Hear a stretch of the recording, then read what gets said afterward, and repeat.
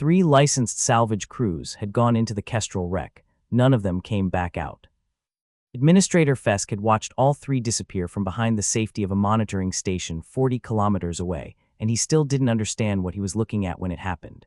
The recovery teams would breach the hull-established contact, report nominal conditions for anywhere between 6 and 11 hours, and then the transmissions would simply stop. No distress call, no warning, no wreckage, no bodies, no evidence any struggle had occurred at all. Just silence and an open airlock drifting slowly in the dark. By the time the 4th licensed guild refused the contract outright, word had spread across 3 systems. The Kestrel wreck was cursed. Every insurer, every certified salvage union, every reputable operator in the sector had the same answer: not for any amount of money. Which was how Fesk ended up, against every professional instinct he had, standing in the cramped cargo bay of the single worst-maintained ship he had ever been aboard, negotiating with 3 humans who smelled faintly of engine coolant and looked like they hadn't slept properly in a week. "You understand," Fesk said carefully, his 4 eyes tracking between the 3 of them, "that this contract exists because nobody else will take it." "We heard," said the captain, Jonah Vasquez, according to the paperwork, though the paperwork was 6 months out of date on his licensing status, which was to say his licensing status had lapsed entirely. He was lean and sun-weathered in the particular way of humans who spent too much time in poorly regulated ship atmospheres, with a scar through one eyebrow and grease permanently worked into the creases of his hands. "We also heard the payout, which, forgive me, Administrator, is the only reason you're not getting laughed off this ship." 3 certified crews died, Fesk said, or vanished, which under insurance law is functionally the same thing. I am required to inform you of that before any contract is signed. "You already told us twice," said the woman beside Vasquez, Priya Chen, the mechanic, small and quick-eyed, currently elbow-deep in a disassembled relay unit she was fixing with what appeared to be spare parts from an entirely different piece of equipment. "We're not stupid. We're broke, those aren't the same thing, even if they look similar from where you're standing." The 3rd crew member, a broad-shouldered man the other 2 called Bear, said nothing at all. He was running a hand along a length of cable, testing tension, his expression unreadable.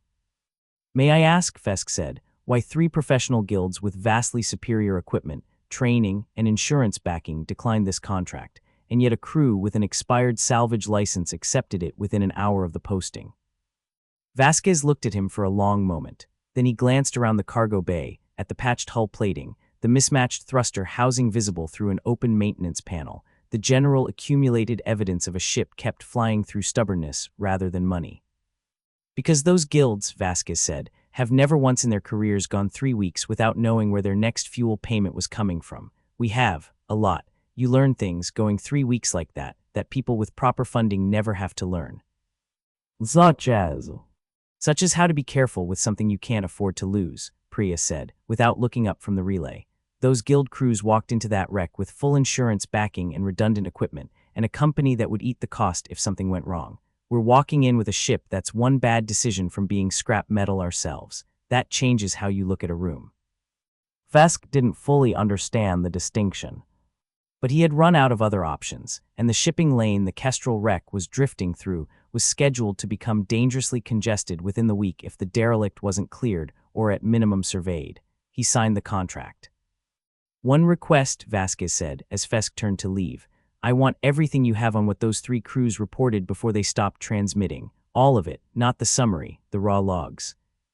That data is proprietary to the guild's insurance claims." "Then I want it anyway, or we're not going." Fesk considered arguing. He was too tired to. "I will see what I can arrange," he said. The raw logs, once Fesk grudgingly acquired them through channels Mara, no, through channels he preferred not to describe in detail, painted a picture that made even Vasquez, who had talked his way into this job with more confidence than he currently felt, go quiet for a long time.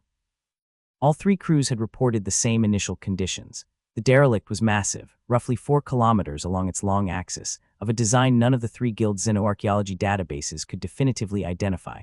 Old, they all agreed, older than any cataloged spacefaring culture in the region, its hull composed of a strange laminate material that absorbed rather than reflected scanning pulses. Power readings inside were minimal but not zero. Life support dormant.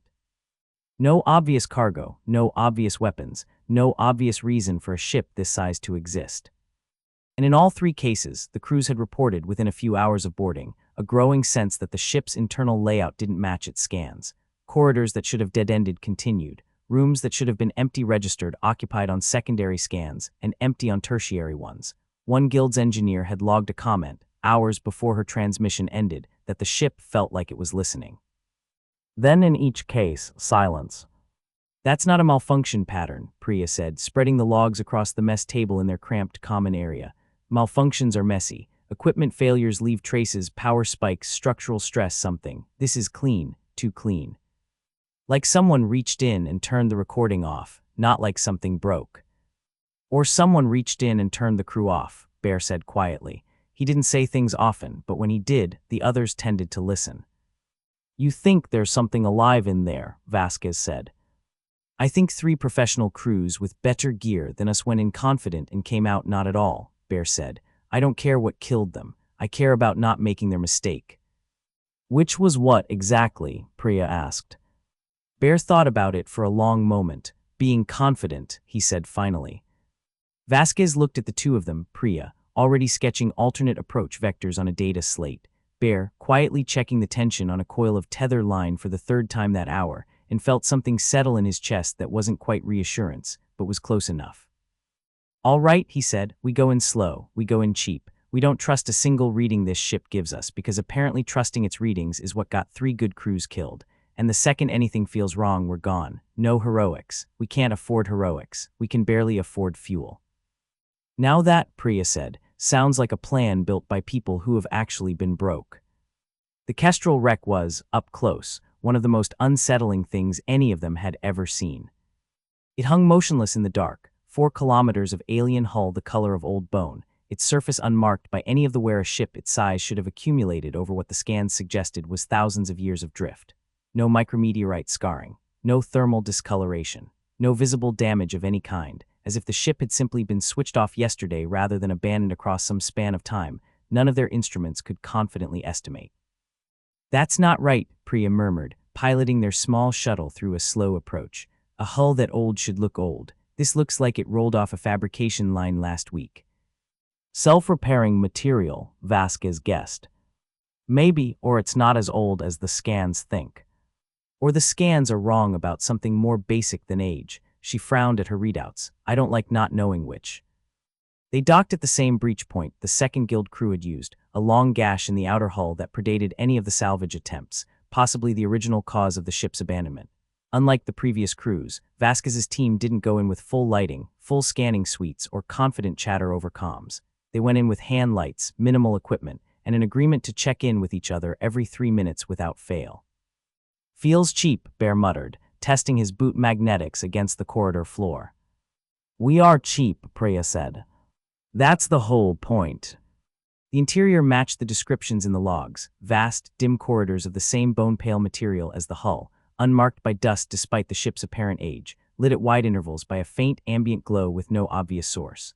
The air, when Priya's handheld analyzer sampled it, was breathable but strange, recycled, filtered, clearly still being processed by some system that hadn't fully died along with everything else aboard.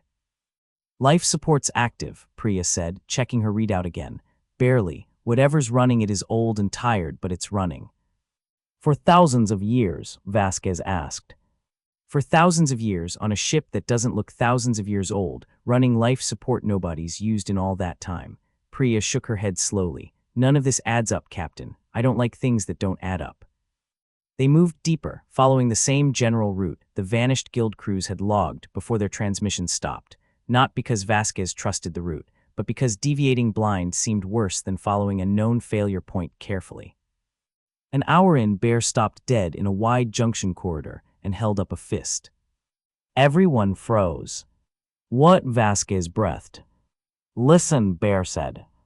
For a moment, there was nothing but the faint hum of the ship's dying systems. Then so quiet it was almost imagination, Vasquez heard it too, a low, rhythmic pulse, not mechanical, not quite organic either, coming from somewhere ahead and slightly below them. Heartbeat, Priya guessed, voice barely above a whisper. Too regular, Bear said. Heartbeats aren't that regular, that's something else. Vasquez checked his chrono, 2 minutes and 40 seconds since their last check-in. He forced himself to breathe evenly. We check in, he said, then we decide.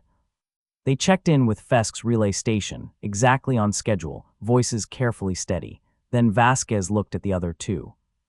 The Guild crews, Priya said slowly, reported feeling like the ship was listening. What if it's not the ship? What if it's whatever's making that sound? You want to keep going toward the thing that might have killed 3 crews? Bear asked. No, Priya said. I want to figure out what it is before it decides we're worth killing too. Those crews walked in confident with full lighting, full comms chatter, probably talking loud about how routine this was going to be. We're not doing that. Maybe that's the difference. Maybe it wasn't what they found. Maybe it was how they found it.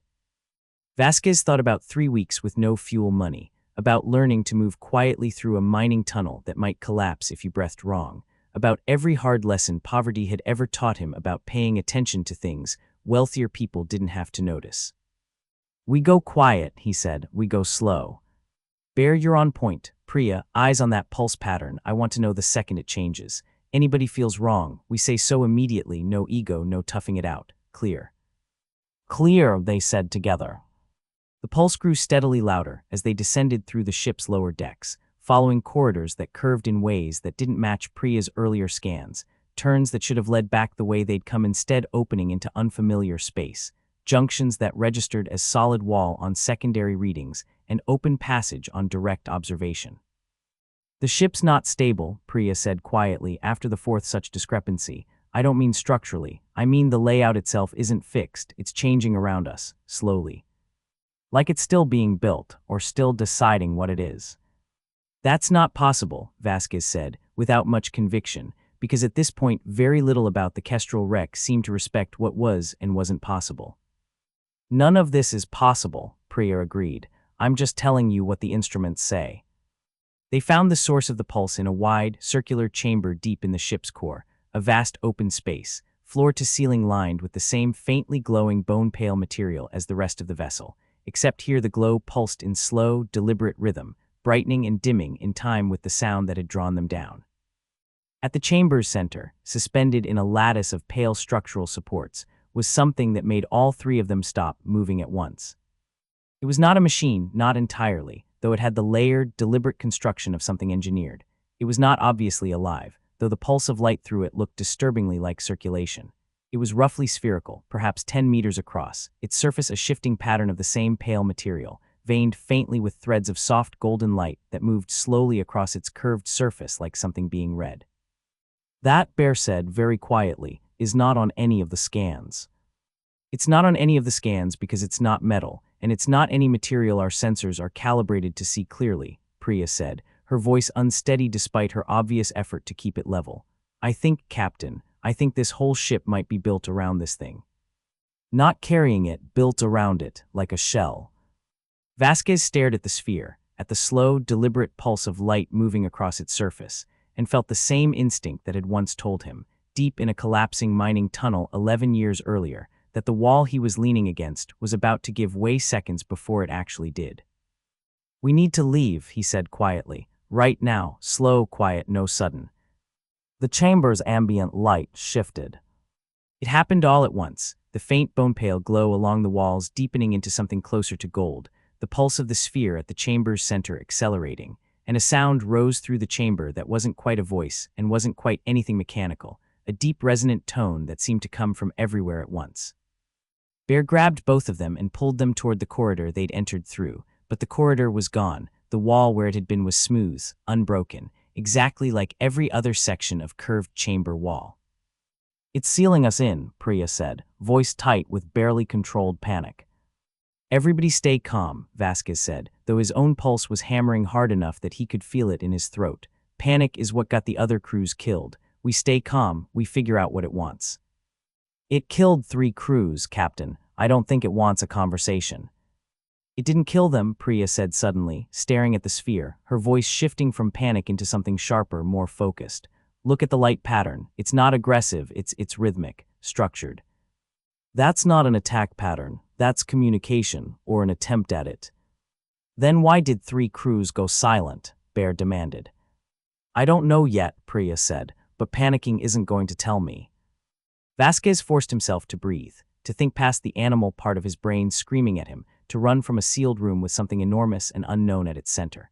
He thought about every hard, patient lesson he'd learned keeping a barely functional ship flying on no money and no margin for error. The lesson that panic broke things faster than problems did, that the crews who survived tight situations were the ones who slowed down when everything in them wanted to speed up.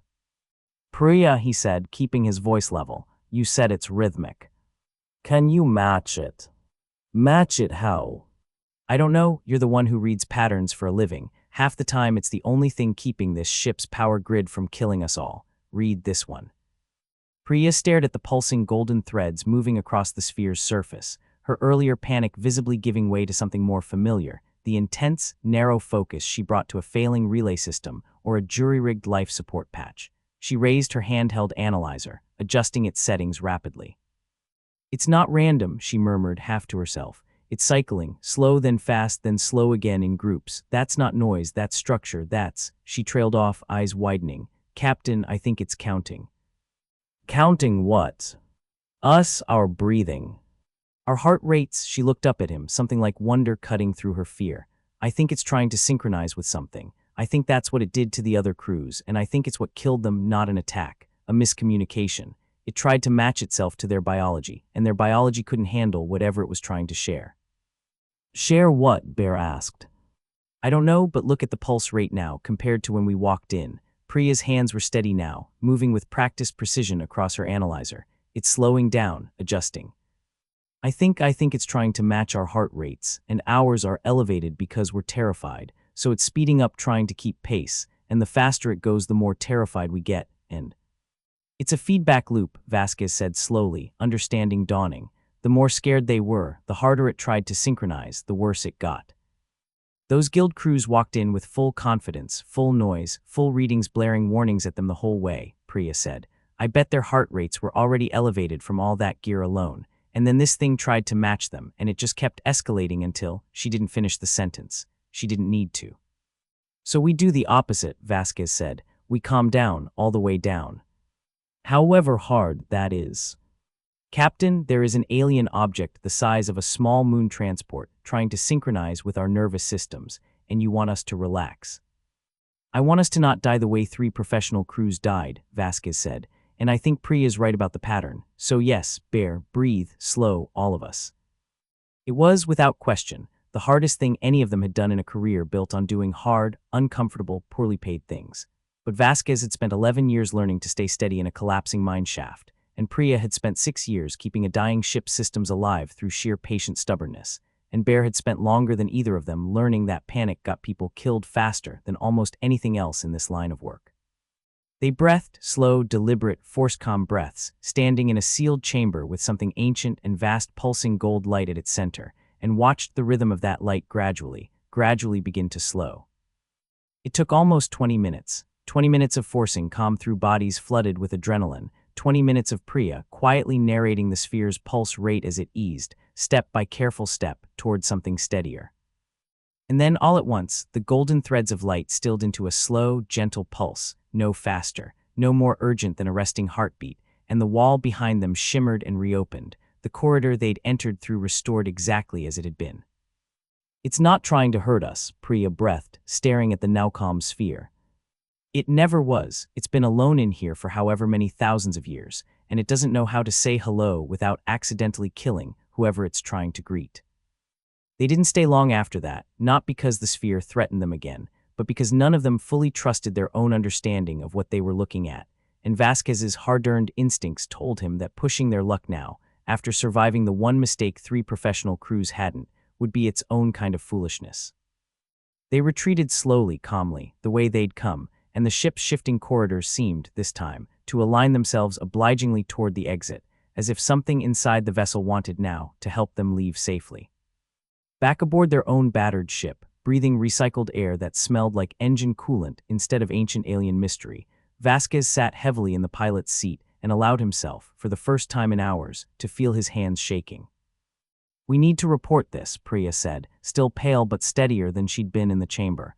"Fesk needs the real picture, not just the wreck is dangerous, stay away."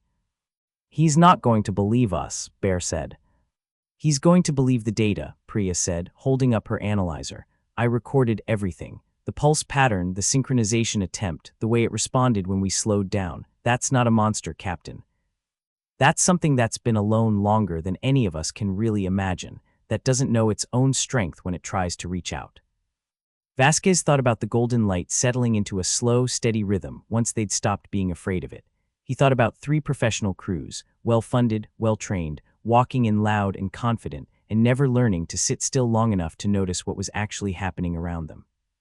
Poverty teaches you to notice things, he said quietly. That's what I told Fesk when he asked why we took this job. I don't think I understood how true that was until just now.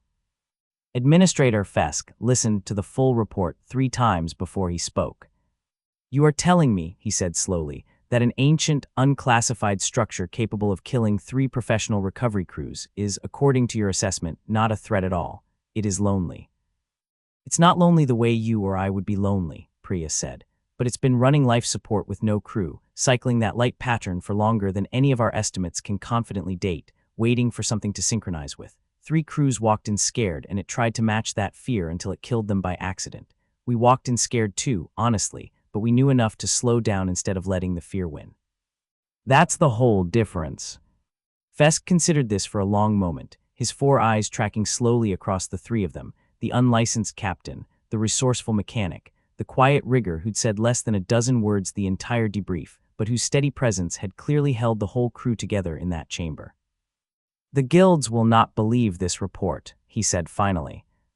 We don't need the guilds to believe it, Vasquez said. We need the shipping lane cleared, and we need this logged accurately so nobody else walks in there loud and confident and dies making the same mistake.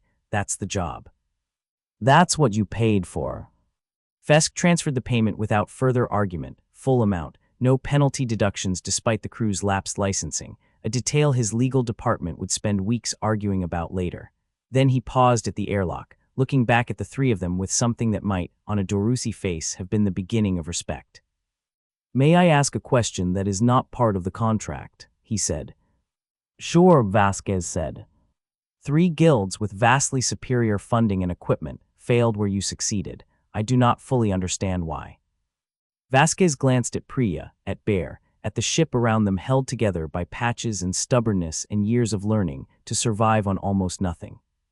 Because we've spent our whole careers being the crew nobody expected much from, he said. You learn to pay attention when you can't afford not to. Those guilds walked in trusting their equipment, trusting their training, trusting that nothing could really touch them because they had backup for everything. We walked in knowing we didn't have backup for anything, that we couldn't afford to be careless, couldn't afford to be loud, couldn't afford to assume we already understood what we were looking at. He shrugged. Turns out that's exactly the kind of careful this job needed. Fesk was quiet for a moment. Kathara of the Vecinari Salvage Consortium mocked this contract publicly before it was awarded, he said. She called your crew, and I quote, the desperate bottom feeders of a species too poor to know better. She's not wrong that we're broke, Priya said, unbothered. She was wrong, Fesk said, about the rest. The story of the Kestrel wreck spread through the sector faster than Vasquez expected, and not in the way he'd anticipated. It wasn't the danger that captured people's attention in the end. It was the resolution, an ancient, isolated intelligence, finally understood not through superior firepower or advanced technology, but through the simple, difficult discipline of staying calm when every instinct screamed to panic. Kathara sought them out 3 weeks later, in a station bar on the edge of the trade lane, the Kestrel wreck no longer threatened, her expression carefully neutral in the way Vecinari affected when they were unwilling to admit they were impressed. I underestimated your crew, she said, without much preamble. Most people do, Vasquez said, not unkindly. We're used to it. I do not understand how, Kathara said. You have no formal training, no proper equipment, no institutional backing of any kind. We have something else, Priya said, from across the table, not looking up from the parts she was cataloging for their next patch job. Every guild crew that's ever gone into a dangerous job with proper funding has always had a safety net underneath them. We've never had one. So we learned, a long time ago, to be the kind of careful that doesn't need one. Kathara considered this for a long moment. That is not a skill my consortium teaches, she admitted. It's not really a skill you can teach, Vasquez said. It's something you learn from having no other choice. We didn't go into that wreck because we were braver than your crews or smarter or better trained. We went in because we were careful in a way you can't buy, and desperate in a way you can't fake. Turns out in that room, that was exactly what the job needed. Keithara left without further comment, though she left a drink on their tab that none of them had ordered, the closest thing to an apology. Bear noted afterward that a Vecinari was constitutionally capable of offering. Vasquez watched her go, then looked around the worn, patched, barely holding together ship that had somehow, against every reasonable expectation, succeeded where 3 fully funded professional crews had failed. Bottom feeders, he said, testing the word, and found, for the first time in a long career of being underestimated, that it didn't sting the way it once had. Bottom feeders who got paid, Priya said, still cataloging parts, and who didn't die doing it. I'll take that title all day. Bear characteristically said nothing at all, but he smiled just slightly and went back to checking the tension on a length of tether line that had, 3 weeks earlier, very nearly been the last thing any of them ever touched. Outside the viewport, the stars continued their slow, indifferent drift, and somewhere far behind them, in the dark heart of an ancient vessel nobody fully understood, a pale golden light continued its patient, steady pulse, no longer alone, not exactly, but understood at last by the only crew desperate enough and careful enough to listen.